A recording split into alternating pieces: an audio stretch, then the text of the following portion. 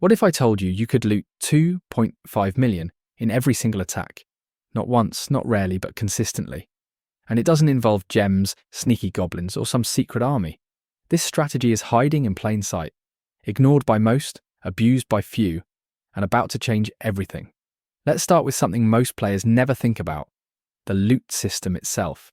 When loot is stored inside your storages, only 14% of it is shown to attackers. So if someone has 10 million gold in their storage, you only see 1.4 million. But when loot is sitting inside collectors and mines, it's a completely different story.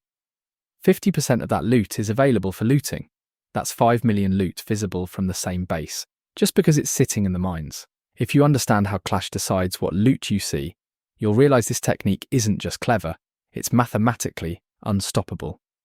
So listen closely. Here's the twist. If you don't collect your loot, it piles up in your collectors. And that turns your base into a loot jackpot. Not for you, but for everyone who finds your base. You become a fake, dead base. A disguised donor. A walking gold mine with a heartbeat. This isn't about being lazy. It's about turning inactivity into impact. And the more of us who do it, the more powerful it becomes. Your collectors and mines never stop producing loot, even if you ignore them. So you're not losing anything by leaving them full. You're just storing your loot differently. Instead of locking it inside storages where it's protected, you leave it in collectors where it's accessible. And that's the key. Because when everyone does this, the entire matchmaking pool becomes rich with loot.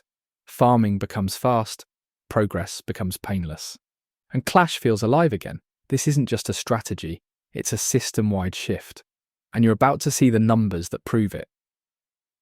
A max gold mine holds 385,000 gold, and you've got 7 of them.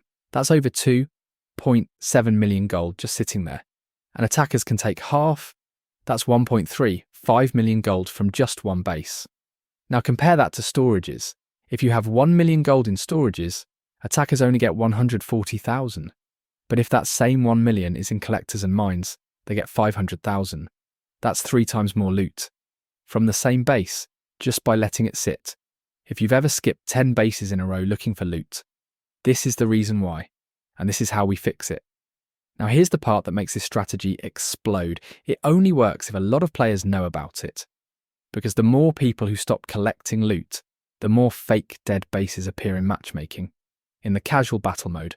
So if you want to farm big loot in every single attack, share this video with your clan, post it in Reddit, drop it in Discord, because the more players who join in, the more loot-rich bases show up in every league. This isn't just a tip, it's a movement. And you're one share away from making it real. And it doesn't end there. Clash recently gave us the ability to revenge attackers. But what if revenge wasn't about payback? What if it was about reward? When you see a base with full collectors and mines, know that it's one of us, a fellow member of the Clash Loot Club.